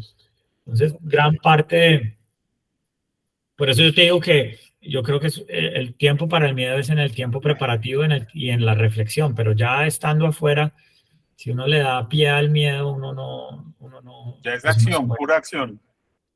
Total. Entonces ya digamos que pues, después de ese impasse que se te dañó, que lo arregla, ya te saludó el destino o el viaje con un par de sustos y cosas que no tenías planeadas, porque uno siempre piensa, no, es que yo me choco, me varo, pero o llegando o en la mitad, pero no recién arrancado, pues que eso le hace un cambio mental. Si uno no tiene fortitud mental, uno no se desbarata. Contame qué es estar en alta mar uno solo, o sea, cuáles son las sensaciones. Se ve diferente, un día se ve planito, habían pajaritos que venían y te saludaban, tortugas que vos decís, hola amiga tortuga, o sea, contame qué cosas observaste vos que nunca creíste que te fueras a dar cuenta, por ejemplo, como los olores, los animales, la misma agua, o sea, ¿qué se siente después de observar, digamos que tanta paz, tanta tranquilidad en ese estar solo? No, pues se observa todos los estados del mar. De hecho, yo cumplí años en alta mar y ese día, por ejemplo, yo tenía una visibilidad de 10 kilómetros a la redonda, no había ni una sola ola, parecía como si estuviera en una alberca. Y otros días estaba en la cabina y yo sentía que el bote se iba a partir en dos porque las olas eran de 13 metros de altura con separación de 5 segundos, con vientos donde el aullido del viento por su velocidad no dejaba a uno ni pensar, ni hablar, ni dormir. Entonces, pues uno ve un poco de todo, lo chistoso es que uno se acostumbra también a todo, ¿no? Entonces, al principio, cuando las olas eran de 1,5 metros, yo decía como, uy, esto está súper peligroso, y al final, cuando las olas estaban de 8 y podía surfear, yo estaba cagado de la risa, porque qué machero está surfeando. Sí. Y en términos de cosas, pues también lo mismo, el bote es una estructura que se mueve a una velocidad muy lenta, muy diferente a un velero. Entonces al bote se le comienzan a adherir percebes, que son como unos bichitos de mar. Sí. A eso vienen peces a comerse los percebes. Después vienen pescados más grandes a comerse esos chiquitos. Después viene el atún, después viene el dorado, después viene el tiburón. Entonces uno termina con un ecosistema debajo de uno casi todo el tiempo. Entonces por ese lado es súper chévere. Las 3 veces que me bañé, pues me boté al mar a nadar y a bañarme y era increíble ver pues todo ese ecosistema debajo de uno. Al inicio no había nada, digamos desde las Islas Canarias hasta Cabo Verde, que son las islas que están más abajo, no había nada. Veía delfines muy de vez en cuando, en las tormentas. Uno extrañamente, cuando el mar está muy, muy bravo, uno ve muchos delfines en las crestas de las olas. De resto no vi nada. Ya llegando a Cabo Verde, cuando la temperatura se vuelve más como el mar tipo Caribe, comencé a ver muchísimo más fauna marina, entre ellas pues los tiburones, ballenas. Tuve una ballena que yo creo que pensaba que el casco de mi bote era otra ballena, entonces tuve una ballena que duró varios rato conmigo al lado de la embarcación, como investigando, viendo qué no era. jodas. ¿Qué ballena era, Nico? ¿Tú lo sabes? Pues yo creo que era lo que llaman un sick whale, que es una ballena que tiene, pues no es muy grande, es como del tamaño de la embarcación. Cachalote, ¿no? es lo que se llama cachalote, ¿o no? ¿Puede ser? No, eso es un pilot whale, pero vi cachalote, vi pilot whale, que es el delfín, pero que no tiene la punta. Pues, siquiera era el 2012 y no el año pasado, cuando las orcas estaban todas vengativas saliendo de la península ibérica, que veían velero y se le iban mascando el timón. No sé qué le hicieron a una de las amigas de ellas, pues, pero vos en ese tamaño de embarcación, que es el tamaño de una orca, vos te imaginas que tuviera cogido una bien pendenciera y digo, no, venga, es que yo me lo voy a llevar. Qué susto tan berraco. Nico, en ninguno, o sea, no volviste a ver tierra de ningún estilo hasta que te estabas acercando a Guayana, ni un islote, ni una cosita, nada. No, nada. Es que Darío, él no iba para Guyana. Él no iba para Guyana. Darío, Nico, a vos, ¿cómo vos te quebras la mano? ¿Cierto? Y eso fue lo que te desvió. ¿Cómo te quebraste la mano? ¿O es simplemente pues el trajín de estar remando? ¿Qué fue lo que te pasó en la mano que se te dañó? Sí, o sea, lo que generó el desvío mío fue dos cosas, que los vientos alisios nunca, o sea, yo estaba contando con ese calentamiento del Sahara para generar vientos continuos saliendo del oriente hacia el occidente, para cruzar, ayudarme e impulsarme. Ese año fue atípico en que estuvo muy frío, los vientos predominantes salían del norte al sur.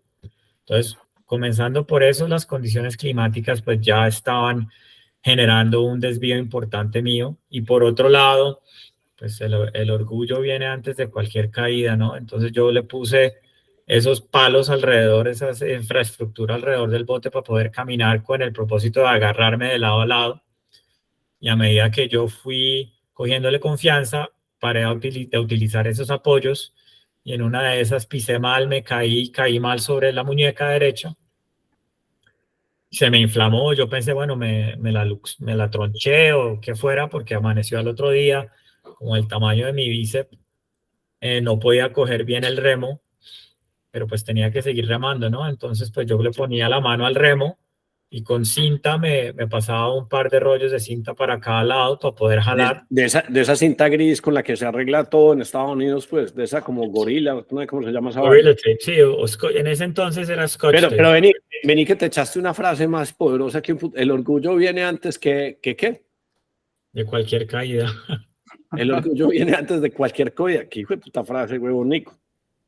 Entonces, sí, pues yo, sabes, yo ya estaba muy confiado, yo decía, esto está dominado, no me ha pasado nada, sobreviví la tormenta del mundo, y preciso, sí, literal, en un día calmado, me enredé sobre la soga que yo tenía de seguridad amarrada a mi tobillo, me caí, puse mal la mano y pues eso generó que no podía jalar duro con la derecha, entonces ahí tuve un tema donde me tocaba mover el timón para tratar de mantenerme con un rumbo medianamente recto y generó un desvío aún mayor, porque pues cada vez que jalaba más duro con la izquierda, pues... Sí, te ibas para el sur, con la izquierda uno se iba para el sur. Oíste, Nico, ¿oías musiquita o alguna cosa o puro silencio y ya? Yo llevé un iPod y llevé un Kindle, yo iba a llevar muchos libros. Bueno, de hecho, un amigo mío, el que cruzó en los años 60, quería que yo llevara varios libros y yo le dije, ¿para qué libros si yo tengo un Kindle? Ahí tengo 1000 libros. En esa tormenta del 15 días todo se dañó. Entonces todo se pudrió, todo se oxidó. Entonces yo duré sin música, sin nada para leer durante todo el cruce. Porque sí, debí haber hecho caso y debí haber hecho libros de papel porque por lo menos se secan y no puedes Sí, leer. claro. ¿Cómo se entretiene uno después de que pasan tantos días? O sea, uno cómo logra pasar el tiempo. Obviamente tenés que remar, tenés que hacer las actividades de mantenimiento, tenés que comer, pero ¿cómo pasa uno el tiempo? O no hay que hacer cosas para uno entretenerse, sino que con solo contemplar pasa el tiempo y no toca hacer nada más. Mi novia, que la adoro, dice algo y que nunca lo había visto de esa manera, pero es muy potente. Y ella dice que el desocupe es lo que, ¿sabes? El desocupe es lo que genera, digamos, a veces esos espacios amplios de reflexión. No es necesariamente positivo porque le abren la puerta a depresión, a tristeza, a soledad, a muchas cosas. Cuando yo estaba cruzando, yo vivía ocupado, ¿sabes? O sea, no hay tiempo para... La gente dice, no, es que tenías tiempo para reflexionar. La realidad es que yo terminaba 2 horas de remo y era como el perro de Pablo, ya estaba salivando porque sabía, bueno, es mi turno de comer, comía 15 minutos, después estaba como nervioso porque sabía que me iba a tener que bañar en alcohol, entonces decía, fue puta, bueno, esto van a ser los 5 minutos de dolor, y apenas me bañaba en alcohol, eran 3 minutos de navegación donde estaba activo, y se me cerraban los ojos y a dormir, o sea, era una rutina tan estricta donde la verdad había muy poco tiempo para pensar. Uno estaba en acción o durmiendo. No existen las enfermedades modernas, no existe la ansiedad, el insomnio, no existe nada, porque sí, uno está ocupado. Es que hay algo maravilloso como volver, pues, digamos, a conectarse a la tierra, porque, pues, primero que todo, es muy beneficioso para el cuerpo. Uno lo ve, Darío, en todos estos cripto twitters y todas estas cosas. La gente tiene un dichito ahí por ahí que se ha convertido casi que en un meme: go out and touch grass. Es que uno... somos de este mundo y uno debería estar más en contacto. Pues yo pues no soy el ideal para... aquí se está muriendo Andrea de la risa porque me está oyendo decir eso y me dice, pobre tan huevón, como dice cosas que no practica. pero me parece increíble. Contanos pues cosas que me dan curiosidad. ¿Cómo es una ida al baño? ¿Te tiras afuera del bote o cómo es esa vaina? Yo había comprado un balde. Entonces la idea era para hacerlo de manera segura y no tener que hacer maromas o lo que fuera. Pues uno tenía un balde. Cosas que uno aprende en la vida, hay baldes hechos de una especie de caucho, como de llanta, de neumáticos súper gruesos, súper buenos. Y hay unos de fibra de vidrio bien culos. Yo compré uno de esos de fibra de vidrio, de plástico súper delgadito, y en una de esas perdí el equilibrio y caí sobre el balde, me rajé la nalga y pues hasta allá quedó el balde. Una de Pintuco. Entonces, eso fue de ahí en adelante la nalga gorda. O sea, literal, me agarraba de esa misma barra y me echaba para atrás y mirando la ola, que una ola no nos fuera a voltear y hacer lo que hay que hacer más o menos rápido. La ventaja es que uno ahí tenía un video incorporado porque pues, el man le pega el casco y coge para arriba, entonces me queda con... O sea, digamos que el aseo personal, pues papel higiénico ninguno, desodorante menos, te lavaba los dientes o tampoco importaba.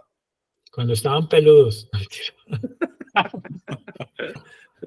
No, la verdad es eso, es lo que tú dices. O sea, yo llevé desodorante, llevé crema para afeitarme, llevé jabón, llevé champú, pero Llegaron tal cual. Uno se aleja de la civilización súper rápido. Y también me di cuenta que cada vez que yo me bañaba, yo duraba con piquiñas y me salían como sarpullidos en la piel, porque el aceite natural y la capa como de grasa y mugre que yo tenía, pues me la quitaba y el bote todo estaba cubierto en sal, porque cada vez que solamente la brisa del mar tiene mucha sal, por eso los carros en Cartagena se oxidan en el chasis. Entonces el bote termina con una capa de sal, entonces cuando uno está muy limpio y uno se acuesta sobre eso, es muy incómodo. Entonces yo me bañé 3 veces. ¿Y mucho antisolar o después de un rato esa misma costra de sal lo protege a uno? Tal cual. De hecho, No jodas. Sí, uno se vuelve, pues yo llegué bien morenito. Y como uno Bien está salado. desnudo todo el tiempo, es muy incómodo bañarse. Entonces, pues yo no me bañaba 3 veces. El desodorante lo mismo, pues uno se comienza a dar cuenta que uno se huele porque uno tiene un referente a otras cosas, pero cuando uno está en un ambiente donde el único olor es uno, pues ya uno no huele. O Se sea, uno pierde. huele a... Me di cuenta que estaba un poquito oloroso cuando ya toqué tierra al otro lado, mi mamá me abrazó y me dijo como, mijo, Uy. qué rico verte, te adoro, te amo, pero Pero bañé ya. en el hotel una duchita rápida. Oíste, Nico, ¿alcanzabas a pescaste alguna cosa o todo lo que consumías era pues, lo que llevabas? Todo lo que consumía era lo que llevaba, habían peces enormes alrededor de la embarcación que se podría pescar. Tenía dorados o maji-maji, no sé si son unos peces Sí. verdes que cambian de color. Pero digamos que dos cosas. Una, me daba demasiada tristeza. Yo no tenía pues, algo para refrigerar. Y sí, te Eh, comías un pedacito y ya, pues. Matar un ser tan majestuoso y botar el resto al agua. Y dos, el riesgo de que me corte con una espina Sí, claro. en la subida o que algo pase y después me dé una infección Sí. y se vuelva un tema serio, no valía la pena. Entonces, tenía para pescar en caso de una emergencia, pero comí netamente lo que llevé. Ah, bueno, por ahí leí alguna vez en una expedición de una gente que se iba para la selva y eso, que lo primero que se hacían era sacarse el apéndice. ¿Tú tienes apéndice o no tenías apéndice por si les daba una apendicitis o una infección de ese estilo? No tengo apéndice. De hecho, yo tenía previsto no zarpar en el 2012. Yo tenía previsto zarpar en el 2010. Y en otro, o sea, este mismo proyecto, pero con todas las de la ley. O sea, yo quería que me fueran a patrocinar y yo tenía compañías ya listas para comprarme el mejor bote y todo. Y me dio apendicitis. Y me tuvieron que sacar el apéndice. Y en esas, cuando me sacaron el apéndice, los patrocinios en el inicio del proyecto me dijeron como, sabes que el hecho de que a ti te dio apendicitis y casi te mueres, nos pone a pensar y no nos gustaría que te construyamos un bote y todo, y que tú salgas y que te mueras y que el bote quede como una grande pancarta de la empresa y una noticia donde alguien se muere en alta mar. Entonces me dijeron a mí que no me iban a apoyar y ahí fue donde yo comencé a hacer todo solo y me tocó hacer todo solo, pero sí, no, yo no tengo apéndice, menos mal. Y menos mal me pasó antes de estar en alta mar porque pues eso sí hubiera sido muy peligroso. ¿Cómo, es decir, ya, cómo te das cuenta de que ya no vas a llegar a Bahamas? ¿Y qué pasa ahí? Que empezaste a irte para abajo y te pudiste haber devuelto casi para África o no sé para dónde. Lo mismo, el orgullo viene antes de una caída. Entonces, las cartas del Atlántico son unos mapas en papel encerado, pero pues son unos mapas grandes. Y yo decía, en esa cabina tan pequeña, tener que abrir el mapa y doblarlo todos los días, eso pues no va a durar nada. Yo solamente voy a cruzar de esta longitud a esta longitud. Entonces yo cogí el mapa y lo corté y laminé nomás una franja muy pequeña del mapa donde yo decía, bueno, esta es la franja de Canarias antigua, es casi una línea recta, un rum line. Y pues el día 40 yo me caí del mapa. Después yo ahí ya tenía claro, primero que no iba a llegar y segundo que no tenía muy claro a dónde iba a llegar. Pero me dije, como pues son 40 días, las Américas son muchas y muy largas, van de norte a sur por todo el planeta, entonces si yo no desisto, pues le voy a pegar a algo. Entonces ahí fue cuando tomé la decisión de, pues, no sé dónde voy a llegar, no voy a llegar a Antigua, no voy a llegar a Barbados, que era como mi segundo punto como de... Y eso es recto, Darío, pero este man se echó por ahí un zigzag, o sea, como si fuera un cucarrón dando Sí, vueltas por ahí. sí, tal cual. Entonces al final pues yo seguí y cuando ya estaba llegando hacia Sudamérica, ya pude estar en comunicación con mis padres y mis padres fueron los que me decían, bueno, puedes llegar a Guyana o puedes llegar a Surinam o puedes llegar a Venezuela.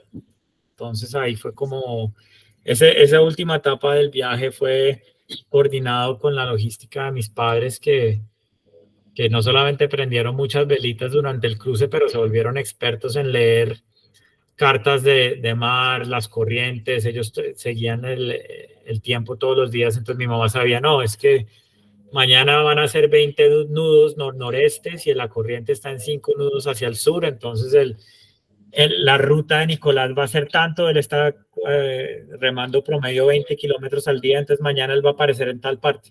Entonces ellos se montaron en un avión a Guyana con el propósito de ponerse en contacto conmigo para guiarme esos últimos días y también en caso de que yo llegara a Venezuela o llegara a Surinam, pues se podía mover de manera fácil para recibirlo. ¿A qué huele la tierra? Porque en la entrevista anterior no la viste, sino que la oliste. Sí, yo olí la industria, la humo, o sea, lo que huele el comercio y ya cuando toqué tierra, pues lo que huele la gente, ¿no? O sea, a mí me dio mucha risa porque mi mamá me decía que yo olía fuerte y yo decía, pero ustedes huelen súper fuertes. No. Todo el mundo huele a colonia, huele a lo que uno hoy en día está muy acostumbrado y no lo percibe tan agudamente, pero cuando llevas 3 meses sin oler nada a ti mismo, no solamente uno huele a los otros, pero huele a el humo, el agua dulce, pues Guyana es una ciudad bien pobre, entonces uno huele los olores de ese tipo de cosas y adicionalmente también el ruido, ¿no? A mí me molestaba por unos varios días después estar con mucho ruido, salir a la calle y el pito y la gente, y eso como que lo incomodaban un poco. Oíste, Nico, una de las cosas, esa para mí es como la foto más bacana, hombre, Darío. Que esto yo creo que debería ser la foto pues, del thumbnail del episodio. Así es. Oíste, Nico, vos siento que te comiste como 5.000 o 6.000 M&M's cuando estabas en el... Sí, porque yo tenía previsto quemar más o menos 7.000 calorías al día, casi 8.000. Y 7.000 pues, calorías es lo que quema Michael Phelps en un día pues de natación y se come 2 pizzas, pues. O sea, ese es el tamaño de calorías que estaba quemando este man. Sí, exacto. Y para poder ingerir esa cantidad de calorías es muy difícil, porque si uno come algo sano, por decir algo, el volumen físico de comida es muy alto. Entonces me tocaba comer calorías muy densas, comidas muy densas calóricamente. Entonces me comí 200 sneakers. Hoy en día hago un sneaker y me dan como ganas de vomitar. Yo tomaba aceite de oliva de la botella, porque también el aceite de oliva es pues muy calórico y tiene un contenido graso importante. Entonces todas las comidas, yo me comía las comidas con 3 cucharadas de aceite de oliva, también para mejorar el tránsito digestivo, porque cuando uno está en un periodo de deshidratación aguda, es importante. Constipación. La constipación es importante. Y también miel, yo tomaba miel, comía mucho chocolate, gomitas, o sea, pura caloría rápida. Lo que le encanta a mi hija. Qué maravilla. Bueno, y entonces ya han pasado tantos días y ya empezás a sentir ya tierra a la vista y decís, y aquí voy a llegar, pero resulta que vos decías, voy para allá, ahora me reciban en el puerto de la Marina y estos manes llegan y te dicen, no, es que aquí solo recibimos embarcaciones grandes, si quiere váyase, no sé, nadando, toque tierra y trae pues a su embarcación y eso era pues todo un despropósito porque vos querías llegar pues remando. Contanos pues ya así para llegar pues para dejarlo tranquilo porque es que si no nos cuenta después que le pasó esto y seguimos todos haciendo fuerza acá con Nico.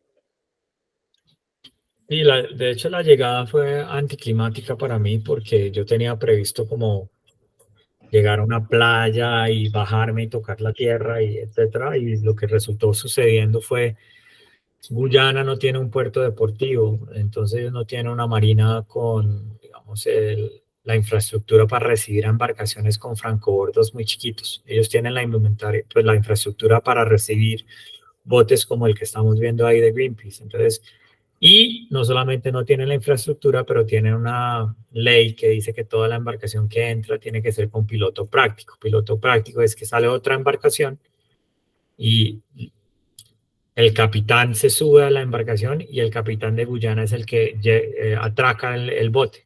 En caso de que no se pueda, sacan un bote y le ponen lo amarran a uno y lo jalan, lo remuelcan hasta el puerto. Entonces, cuando yo llegué a Guyana, mis padres salieron con el guardacostas y el guardacostas me dijo a mí, bueno, felicitaciones, súper chévere, solamente te faltan 5 kilómetros, por favor tíranos una soga que te vamos a remolcar hasta el puerto. Y pues yo, en lenguaje no muy diplomático, les dije que eso no iba a pasar, o sea, que o yo tocaba tierra, pero no reme 83 días y tantos kilómetros para que ustedes me remuelquen los últimos 5. La respuesta de ellos fue que esa es la ley, así toca, ta, ta, ta. Y ahí duramos varias horas hablando por el radio. Las coincidencias de la vida, Greenpeace estaba con esta embarcación, que es una embarcación antitala muy chévere, que es Rainbow Warrior 3. Estaban en la zona y escucharon la conversación que yo estaba teniendo con el guardacostas y me dijeron, vea, nosotros tenemos unas plumas en nuestra embarcación que utilizamos para subir y bajar las lanchas de operaciones rápidas. Si él le da permiso al guardacostas, vaya hasta el puerto, atraque, toque tierra, salude a su mamá, a su papá, vuelva y baje y vuelva a remar hacia afuera y nos encontramos afuera en alta mar. Nosotros le subimos la embarcación a nuestro bote, regresamos al puerto y se la ponemos sobre tierra para que no tenga el problema de no tener dónde atracar. Entonces, al final eso fue lo que yo hice. Yo remé con el escolta del guardacostas hasta la marina, hasta el puerto comercial. Me subí las escaleras porque son unas escaleras para pues ya llegar a tierra. Saludé a mi mamá, saludé a mi papá, etcétera. Hice los papeles de aduana. Volví a bajar a la embarcación, volví a remar afuera a alta mar y en alta mar me reencontré con ellos y ellos me hicieron el grande favor de subir mi embarcación sobre la cubierta de ellos y llevarme de nuevo a Guyana para yo poder atracar y dejar eso sobre tierra. No, qué maravilla. Nico, es que, Darío, una de las cosas que más me ha impresionado, pues, de toda, digamos que la proeza desde el punto de aventura, preparación, psicología, pero desde el punto físico, es que yo creo que vos lo mencionabas, pero es una cosa de un tema de estos comunes que he oído, no sé si es una de estas entrevistas de Joe Rogan, que hay un tipo muy grande que es ex Navy SEALs, Green Beret, todas estas cosas, y dicen, no, es que, ¿qué quiere decir hacer una cosa, una proeza física? Y quiere decir que cuando su cuerpo le diga que usted está cansado, usted realmente apenas va como en el 25%. Y Nicolás, además de no tener miedo, es capaz de extraerle todo ese jugo al cuerpo. Entonces eso es muy admirable, pues casi que yo no sé qué haces hoy en día moderno, pues, pero pues vos deberías ser coach de 50,000 personas a nivel físico, a nivel aventurero, porque, oiga, Nicolás, mire, tengo este miedo, ayúdame a enfrentar esta vaina, ayude a prepararme, porque lo que has hecho, pues, esta historia la puedes contar 50,500 veces y nadie se va a aburrir, porque, Darío, ¿cuántas personas conocemos? Nosotros conocemos gente que llegó y se inventó un negocio y ganó un montón de plata, y digamos que eso es chévere, pero que no, diga, uy, juepucha. No, esto es impresionante. Pues esto es de película, o sea, esto sí, es que este man, yo no sé por qué Netflix no le ha hecho pues un documental a este man, o sea, se lo tienen que hacer pues o porque es una maravilla, además que otra cosa muy chévere que es una historia pues contada en español, la sola investigación, vos contabas la historia de Shackleton cuando se quedó encallado en un hielo y luego comieron focas y a estos tipos les dio gota de comer una dieta solo concentrada. Ya, todas las cosas que sabe. A mí ya me da pena preguntarle a Nicolás, ¿vos sabes qué es un sextante? Pues claro, huevón, porque en algún momento pensé que me quedo sin electrónica y me tocan ya, todas las cosas de supervivencia que sabe. Yo creo que a mí me invitan a pasear con este man y yo, no, marica, llamen a Nicolás, que ese man sabe hacer cosas. Sí, ese man mata a ese animal, lo pica, cero estrés. Nico, yo te tengo una pregunta. Y si la quieres responder bien, ¿qué le dijiste a tu abuelo cuando pisaste tierra? No, él no estaba cuando No, pero pues, No. pero el mensaje espiritual. El mensaje, yo sé. ¿Qué le dijiste? Hablabas con él. Hablabas con él, obviamente. ¿Qué le dijiste? No, pues que llegamos. O sea, Bacana esa conversación, ¿sí o qué, Darío? Se Con el logró. abuelo. Yo creo que tú dijiste algo muy importante, Hernán, y es que cuando uno cree que uno no puede más, todavía tiene mucho más en el tanque. Yo creo que la filosofía de vida y la filosofía alrededor de mis expediciones es basada en 3 pilares. Uno es planear por lo peor, esperar lo mejor, y cuando ninguna de esas 2 cosas se dan, no resistir el cambio. Entonces yo creo que con esas 3 cosas uno siempre logra el éxito de alguna manera, ¿sabes? O sea, yo digo, bueno, voy a cruzar el océano, ¿qué pasa si se hunde la embarcación, si se vuelve la embarcación, si me rompe una muñeca, etcétera? No quiero que nada de eso pase. Entonces, yo voy a ir con un mindset de que lo mejor va a suceder. Pero cuando lo que de verdad pasa, que no es ni lo mejor ni lo peor, no voy a resistir que el plan que yo tenía no es el que se dio. Y tengo que ser flexible. Entonces yo creo que eso es importante. También es muy importante no definirse uno bajo un set de paradigmas muy fijos. Yo he trabajado en otras cosas con gente muy normal que ha hecho cosas muy extraordinarias en aventura, y he trabajado con gente muy preparada, atletas olímpicos, triple medallistas de oro, que tratan de hacer lo mismo y no duran ni un día. Sí. ¿Cuál es la diferencia? La diferencia es que el atleta olímpico se define, o sea, la esencia de su ser está muy rígidamente definida alrededor de su capacidad física. Y la realidad es que el cuerpo, hay momentos donde el cuerpo no va a responder como tú quieres que responda. Y cuando el triple medallista de pesas viene y al 5.º día no puede caminar porque está totalmente vuelto mierda, él dice, yo no soy nadie, yo soy un fracaso, ¿yo quién soy? Porque pues yo era mi cuerpo, y pues si ya no soy eso, ¿yo qué tengo? ¿Qué valor soy como persona? Y emocionalmente es un golpe muy duro. En cambio, la gente con la que he trabajado, que dice como, pues yo soy normal, todos los días es un reto, todos los días es un éxito. Al 5.º día, cuando no pueden caminar o dan un paso en vez de 20, ellos dicen, oye, Nico, hoy me fue súper chévere porque di un paso y pensé que no iba a poder dar ni uno. En cambio, el atleta dice que yo no soy nadie, yo tenía previsto caminar 5 kilómetros diarios y hoy solamente caminé 2. Soy un fracaso. Eso es súper, creo que lo que tú hablabas es súper importante, ese mindset que uno tiene, porque la realidad es que en algún momento nosotros no vamos a ser capaces. Y se nos pierde, y por eso creo que este podcast es como tan chévere, pues, porque parece muy de aventura, pero es otra actitud de pensamiento. Por ejemplo, vos mencionabas o decías, pues, mira lo que le pasó, se le volteó el barco, llegó y él decía, no, yo voy para adelante porque él tenía un constante, ¿no? Todo lo malo pasa. Y nosotros nos hemos concentrado, nos hemos engolosinado a ponerle mucho reflector al momento malo. Pero Nicolás es, no, es que como si estuviera remando, y mientras pueda remar un poquito, ya esa mala estación pasó. Y no sé por qué nos hemos enfocado pues en esta vida tan correlona, llegar y decir, no, es que esto está muy malo. Y eso también me parece muy admirable de Nicolás. Muy inspirador, muy inspirador todo lo que uno escuchando pues a Nicolás, todos los retos. Oíste, y ya porque me da pena pues con él, porque pues, seguro que tiene que ir a camellar. ¿Qué estás haciendo? ¿Qué estás haciendo hoy en día? ¿A qué te dedicas? Y si hay gente interesada y dice, oiga, yo quiero contactar a ese huevón de Nicolás, esto me parece súper interesante. O sea, ¿dónde te buscan? LinkedIn, Instagram, o sea, ¿cuál es tu medio favorito? Porque yo sí creo, Darío, este man lo va a llamar mucha gente después de este podcast. No, llevarlo hasta Arco sería genial. Pues si te deja invitar, todo pago. Sí, no, me parecería súper. Yo feliz, donde me invitan, ahí estaré.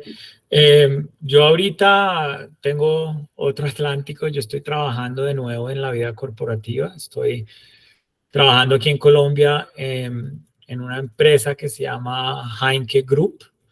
Somos una empresa que tenemos como propósito transformar el agro colombiano. Es una empresa de triple impacto.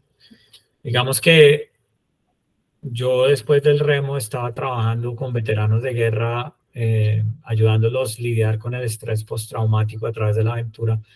Conocí a un amigo que estaba trabajando aquí en Colombia en esta empresa. Él es el dueño de la empresa y el propósito es brindarle prosperidad al campo colombiano, disminuyendo los índices de deserción y fomentando la paz en las zonas con mayor afectación por el conflicto armado. Y eso se hace a través de que nosotros estamos acercando a los pequeños productores de panela. No sé si ustedes saben, la panela es la industria de segunda mayor importancia dentro de la agricultura colombiana detrás del café. Representa 45 millones de jornadas al año. Pero es donde hay la mayor índices de pobreza y deserción.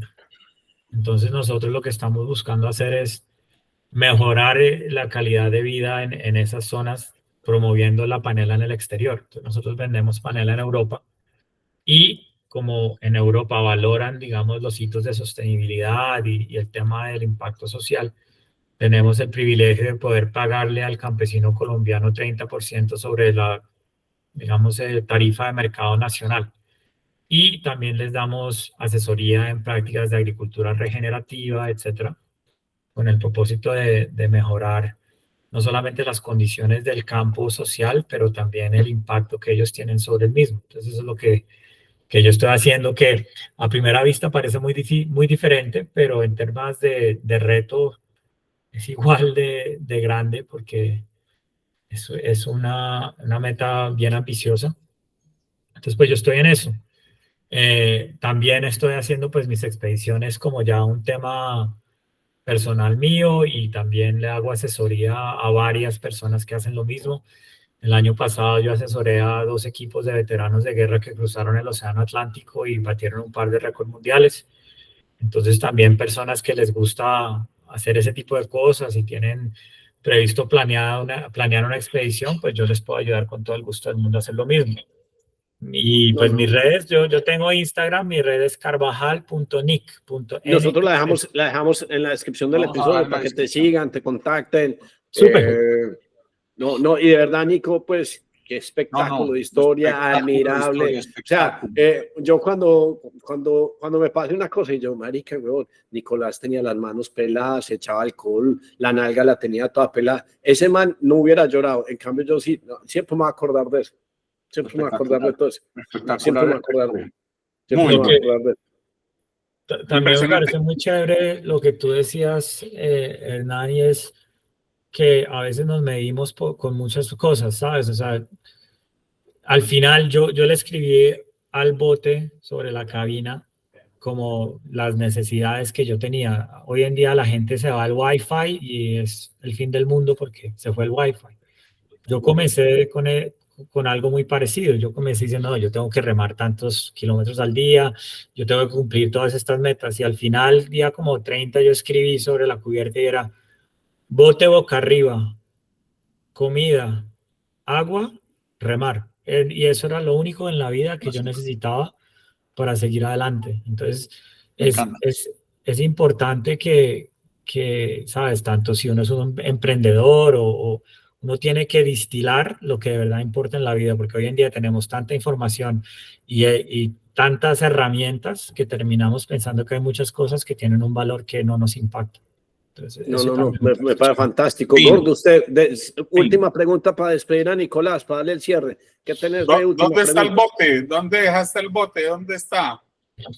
El bote está rumbo a China con otra persona, yo le vendí el bote a un amigo que lo usó como, el bote desde que yo lo tengo ha cruzado el océano 6 veces, desde que yo lo vendí. Y ahorita está con una persona que vive en Dinamarca, que está haciendo una travesía donde va a remar desde Dinamarca por el Polo Norte, por el Círculo, hasta China. Y una vez llegue a China, ese bote lo van a tener en el Museo Marítimo de Hong Kong como un ejemplar de un bote de remo con la mayor cantidad de kilómetros o pues millas náuticas. Pero ese es un datazo, pues. Y made by Nicolás Carvajal. Qué tontería. Ese bote ya va a quedar jubilado y va a quedar como un ejemplar de hoy en día. O sea, cuando yo lo hice, el remo oceánico era muy desconocido. Hoy en día hay una carrera patrocinada por Talisker Whisky donde sale mucha gente y tienen 5 veleros dándoles vueltas todo el tiempo con médicos, con cámaras y un equipo mediático. Entonces, ya que el deporte se ha convertido en un deporte, mejor dicho. Entonces, ya con eso, este bote lo van a jubilar y dejarlo como unos ejemplares de lo que llaman botes históricos o importantes en la historia del remo oceánico. Hombre, sí, Súper. sí, no, es que vos te mereces como un tipo de condecoración especial porque me parece muy admirable lo que hiciste, pues, o sea, es como realzar el espíritu humano desde el aspecto de aventura, preparación, fortaleza mental. Muy admirable, Nico, me parece una historia súper, súper bacana y muchas gracias por compartir este espacio con nosotros. Mi última pregunta es, ¿cómo le remo a una amiga? Con mucha paciencia Con mucho esfuerzo. y perseverancia. Eso No, está muy bien. muy campeón. O sea, la mente de este man es tremenda, pues ya. Con eso tiene uno. No hay nada Muchas gracias, imposible. Nico. Muy No, valioso. a ustedes, Paremos de grabar, Darío. Paremos de grabar y para decirle ahí un par de cosas.